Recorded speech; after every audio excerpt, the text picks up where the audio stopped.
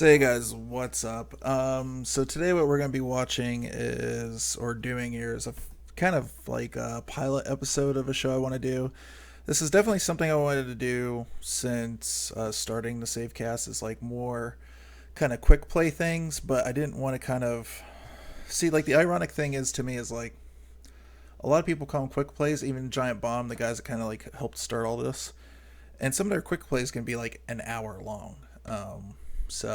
Anyways, but I've named it the first level. It's just going to be going through talking about like different settings available, stuff like that, showing off a few games in this case. And most cases, if there is an actual level in the game, it'll be like you know that first level, maybe some multiplayer if it has it, and then in the case of games that are open world that don't really have a level, I'll just probably like keep it at like 15 minutes or something like that to keep it short.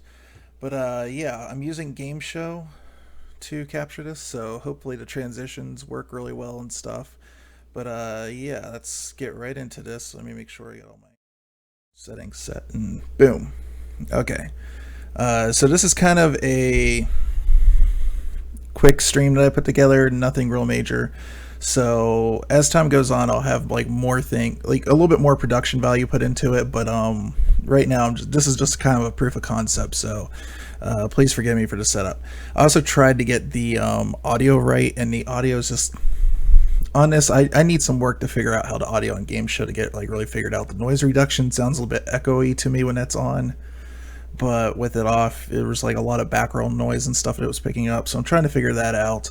I think the solution that's going to be just get a pop filter on this thing, find the right volume for this, and get it like as close to my face when I'm doing this as possible. So right now I'm trying to keep it like a little bit further away so you guys don't get a lot of pops and hisses like you would if I was like right up against it like this and started like saying my P's, and it would be terrible, right? So all right, so let's pop into the game. And this is a game that came out last year, end of last year, and one of the reasons I really liked it is I'm an Atari geek. I grew up on Atari. Probably not my favorite console or systems, but let's see. We'll start with Asteroids. And let's see here. But probably not my favorite console of all time. That probably still goes to the NES. But this does have a lot of credit for getting me into the games for the first time. And one of the other reasons I liked about it is there's been a lot of... And right now, there's one of the reasons I wanted to do this is there is a version of this on PlayStation. That's I don't think is quite as robust. I think the PC definitely got the better version of this. And my kind of thing was, all these versions I did do through the years, the controller's kind of been a limitation, and a lot of these games use trackball and stuff. So thank God, like one good thing about the Steam controller, and you guys know I'm an advocate about the Steam controller, is it can simulate trackball pretty well. So a lot of these games work very well. But the first one we're going to try is Asteroids. Doesn't really need it. So this game was a vector-based game.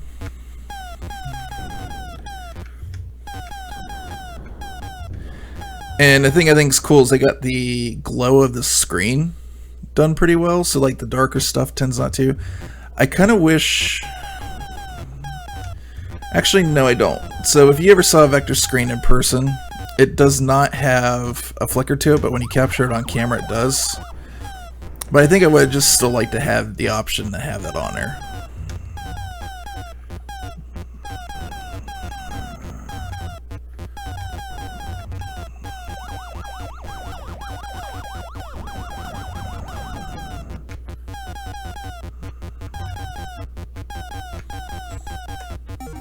Alright, so you guys get the point. Simple games, right? So next one we're going to try is Centipede, which is one that shows off the trackball really well. Before I get into that, let's get into the options and show you guys what's up here. So when I hit controls for this, it goes into the Steam controller overlay, which it's not doing right now. Awesome. I think I made it get stuck. Screw up number one of the stream. Alright. We're going to shut that down real quick, and we'll just start it back up.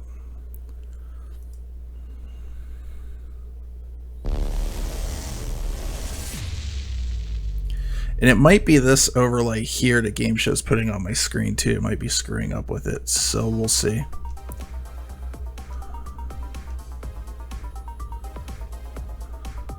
Okay, now, does my Steam overlay work? Yes, you guys can't see it though. Okay, so like when I hit controls, because I'm using a Steam controller, it shows up the Steam controller, and there's preset different controls for like the old paddle on the 2600, because this does have 2600 games too, and some of the different controls for the arcade machines. So other stuff we have is like for the different games, we have like lives, basically different dip switch settings. On here we can turn the bezel art for the different machines on and off. We can turn scan lines on and off. For the vector stuff, we can do no glow at all, realistic, bright, bold, whatever. I just keep it on standard. We can also do a full screen on and off. It just goes into a window, and resolution. And as far as I've seen, this game has not had any problems going up to 4K, so audio, pretty simplistic, not much there to talk about, and that's pretty much it. The other thing we have is leaderboards, so other people on my friends list that might have this, like Disturbed Medic has this, will show up on here. Then we also have like a world setting, which I'm not quite sure. Let's see, there we go, X. Okay, so it's like the people that are leading in rank and whatnot, and then you can see we're actually quite a ways down. So, and then we have a gallery mode that'll show like different like marquee art, or I said marquee. Anyways, there's the cocktail table. We can zoom in on it, we can zoom out, and we can also spin the cab around itself. So on the Steam controller, I'm using the left touchpad to do that. And no, I don't want to leave. Alright, so let's go ahead and do a trackball game. So this is Centipede. This one did use a trackball.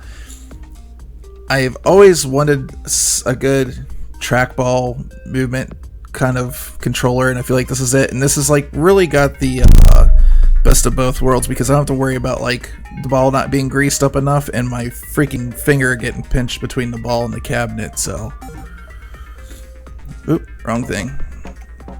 That was the gallery. There we go. Hey, what's up, only me? You know what you have to do. Yeah, I do, thanks. How you doing? Anyways, we're gonna play some Centipede here real quick.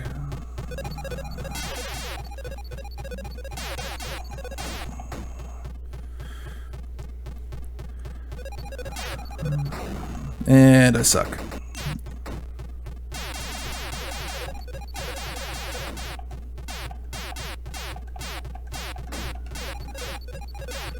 Yeah, get the fuck away from me. So like the movement on the Steam controller is really nice, because I can do those like quick swipes and stuff, and it does come out pretty well here. I can also use it on both trackpads. I'm not forced to using one trackpad or whatnot, so kind of has a nice comfort aspect there too. Some people are probably going to prefer to use the D-pad side, but I tend to use the main side just to trigger the fire.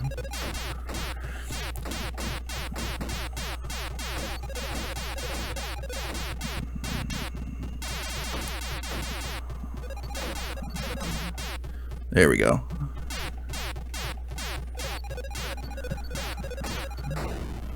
Shit. Alright, so there's Centipede. And there is 2-player, and I have 2 Steam controllers, so that would be possible. Now, the other cool thing is there's a multiplayer mode. Now, as far as I know right now, there's not really anybody that's been playing this multiplayer, so if I want to play with a friend or something, I can just host and then say, like, invite them or something like that. The other thing that's nice is, say you want to do a match of one of these games. Now, this would be great if there's actually people playing this right now, which is not. But say I wanted to do Centipede, and I'd go and create that match. I can go and play other games while it's waiting for people to come in and accept the match. And then once they come in, it'll stop my game or pause it or whatnot, and then go into the actual match. So that's kind of cool. Alright, so this also has Atari games. So there's like 100 games all together in this. The cover the arcade stuff real quick. You have Asteroids, Asteroids Deluxe, Black Widow, Centipede, Crystal Castles, which I'll probably play before I roll out because I love that game. Gravitar, not my favorite. Liberator, which is, this is the Atari Force thing. So back in the day, they used to use comic books and stuff to try to sell games to kids and all that. So like a lot of games, or like a lot of things like Atari had like their own kind of like action comic book thing. So that's the thing you guys saw in the carousel in the beginning. Lunar Lander, which is fun, but I have a hard time with that one. Major Havoc, which was typically a conversion kit sold for Tempest. You don't typically, I don't think there's actually really any Major Havoc specific arcade machines out there. As far as I've always known, it's always been a kit that you buy to put on your arcade machine. Then we got Manilpede, Missile Command Pong, Red Baron, Space Stool, Sprint, Super Breakout, oddly not Breakout. I guess I just kind of figured like it has that mode, like the regular Breakout mode in there. Tempest, a lot of people love this game, not my favorite. Warlords, flippin' awesome. And that's pretty much it for the arcade machines. Then I'm not going to go through all the Atari stuff because there's a crap ton. There's like something like 75, I think, something like that. And some of these are like prototypes. So this is originally a pack-in for the Atari when it came out, Combat. Combat 2 never actually came out. So there's a couple of prototypes in here like Combat 2, Save Mary, that were never actually released into the wild. So some people have kind of made like carts years later. There's the crappy Atari 2600 version of Crystal Castles, which is awful. But I'm going to play some Circus Atari because it used the paddles, which were like the little dials that came with the Atari 2600.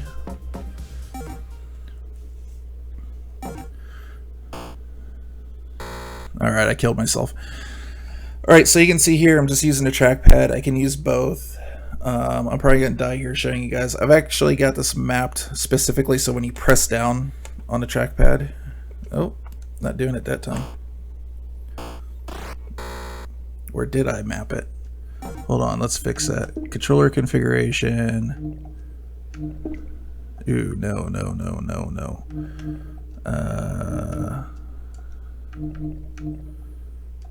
What am I looking at? Alright. I need paddles, guys. Atari 2600 paddle. There we go. Fire. Fire. Okay. So you guys could hear it. You couldn't see it because of the way it captures.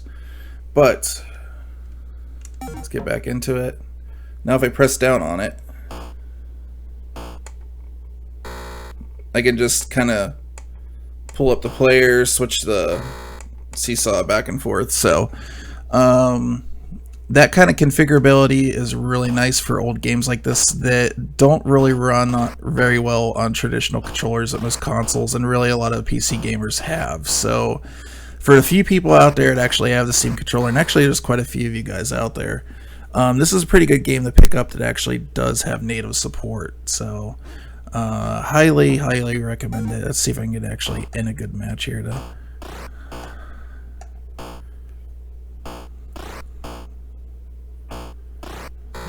And yeah, my favorite things were they're flattened on the ground because they're clowns and I don't care.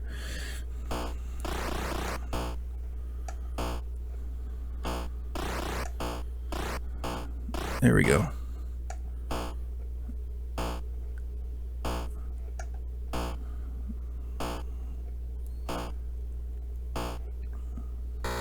Yeah, smashed his ass to the ground. Alright.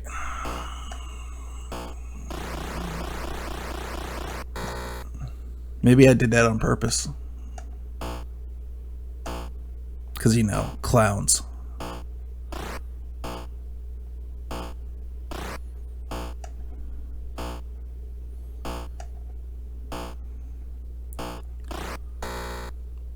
Nice.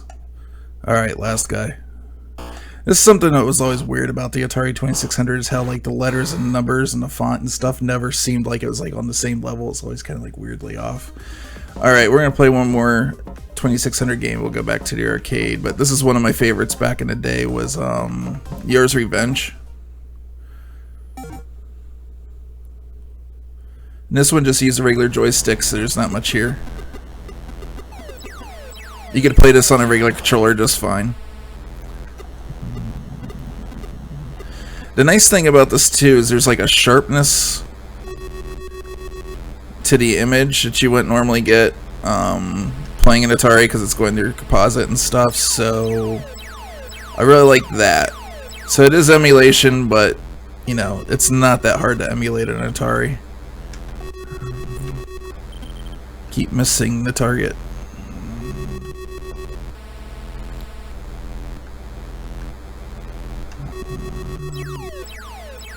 Shit, missed him again.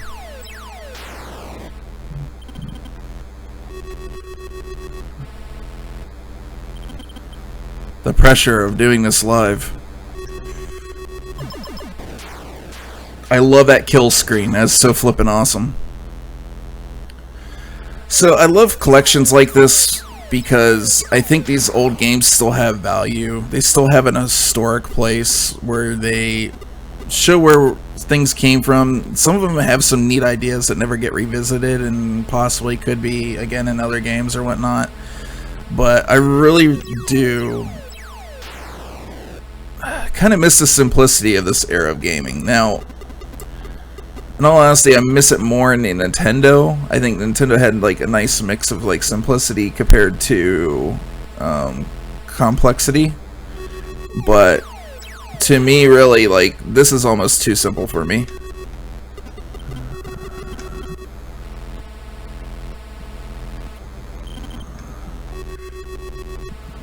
Ah, stupid shield blocked him.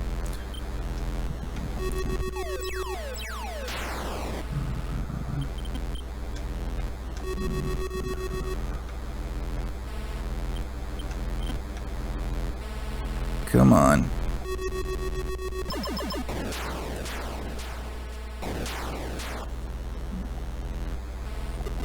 So as we start going down the line here, the games will just start getting faster. Like typically, this little force field here, I cannot fire, and that missile can't kill me, so that's why it's there. But as you get further and further into the game, this will actually go away. The shields will start turning blue and being able to start taking more damage. And the game just gets repetitively harder and harder. So it's kind of cool to go back. A lot of these really, in my opinion, like video pinball for instance, it's not very fun. It's not good video pinball. This is not the reason to get this collection. There were better video pinball on the Atari too that's not on here, like Midnight Magic and stuff. This is stuff that was only specifically under the Atari license. See, like, look, this is just so stupid simple right here. It's just, but it's like some of the stuff is really kind of just, I guess it's just kind of stuffed in there to be in there. And it's like when you have the arcade version of Tempest, why would you play the 2600 version unless you're like really nostalgic for it or something? But if you see this on sale for $10, and especially if you have a Steam controller, you want something to use a Steam controller, you know, there's like a lot of caveats to this, like, are you older and whatnot. Here's one of those old prototype games that never got released. So that's kind of cool that these are in there.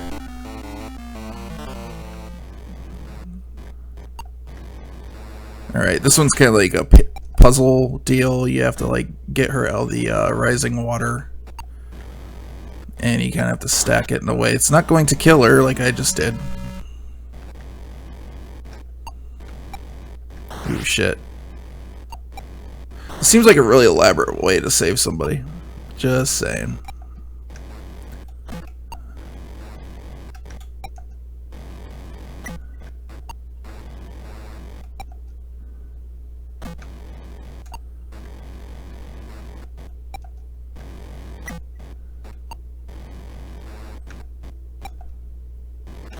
Okay, there we go. We're starting to build it up now. Wait for her to jump over. I don't understand what I did wrong there.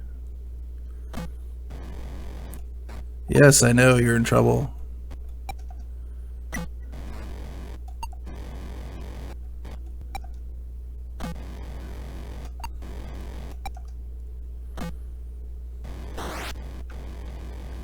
Alright, so anyways, I'm gonna get stuck in that game. Jeez. So, for the library, for what you're getting, you know, it's kind of like a cool look in the past.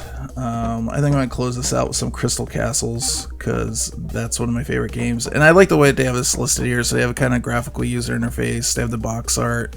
The cool thing about this is, for like instance, for like Missile Command and stuff like this, you can go down here and actually look at the manuals, and they have all the manuals actually scanned in, which is really nice.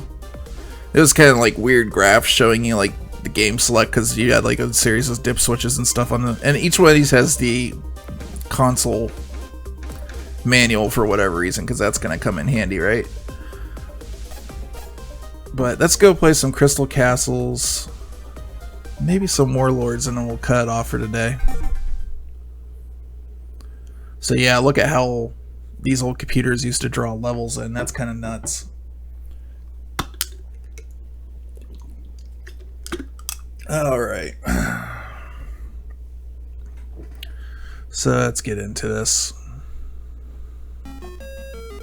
So this is a trackball game, so I'm using the D-pad side of the Steam controller to kind of... And I found like if you hold it like in a weird sideways kind of orientation, you can control it a little bit better.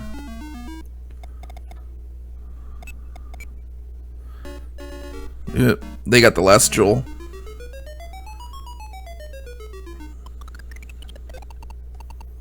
You guys might be able to hear that right now. That little buzz is the vibration feedback in the Steam controller. And the Steam controller does a good job of making it feel like there's a trackball spinning in it. Go away.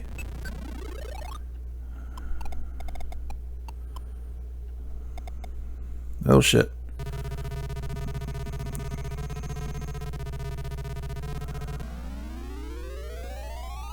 Killed my ass. I can't remember the name of the bear. I want to say the bear in this was Bentley. And when 2600 came out, they kind of used them as a... There was like a lot of games with like like a child mode that was like made the game a lot easier. And so like the little like icon that you would see for his lives in this was kind of like used to signify like the easy mode on a lot of 2600 games.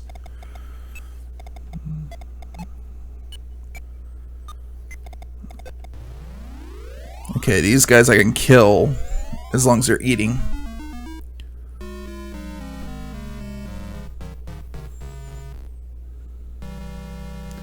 Alright, let's put her name in.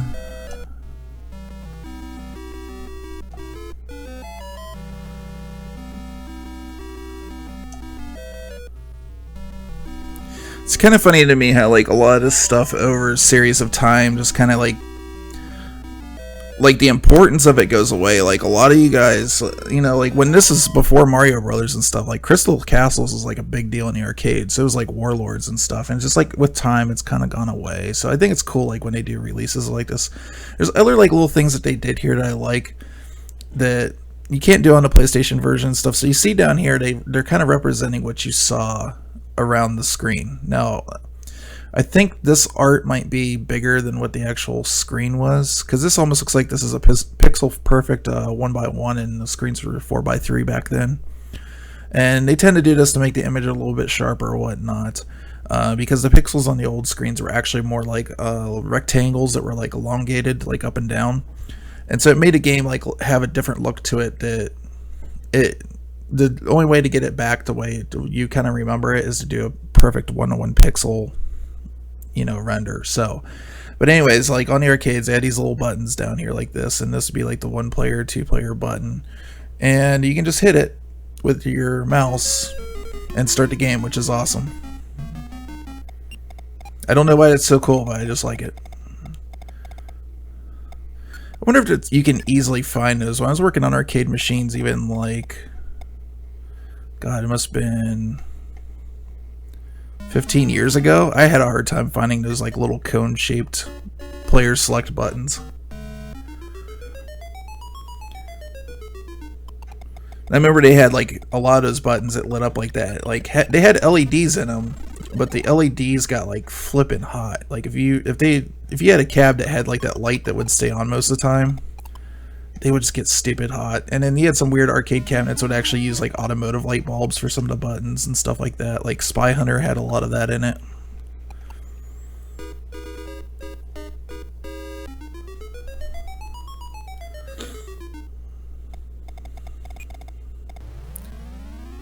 Shit, I died.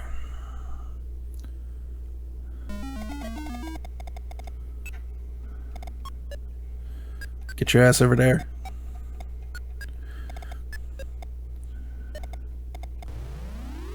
Yes, you die.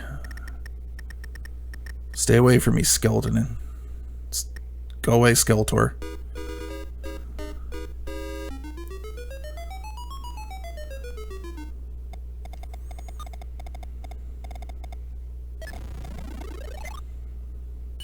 Get up there and take those before the bees show up.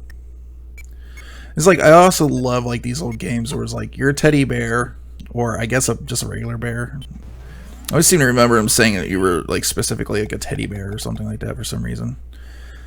But you're just going through like these little mazes, and the insanity of like some of the things chasing you are like bees.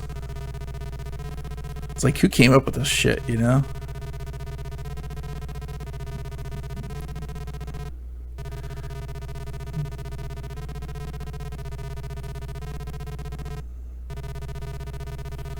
Oh my god, I gotta get the last jewels here so I can just get that noise to stop.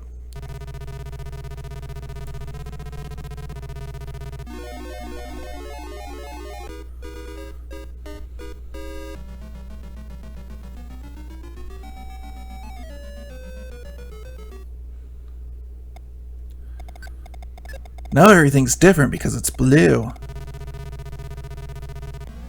Shit. I shouldn't have taken all those jewels, huh?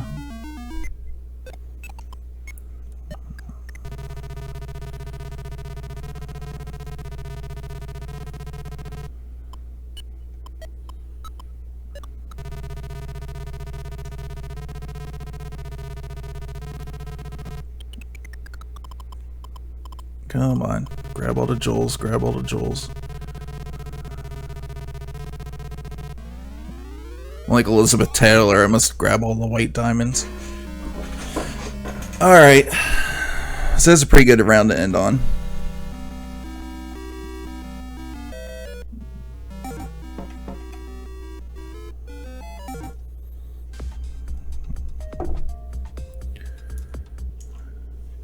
Alrighty, so we'll just go over here.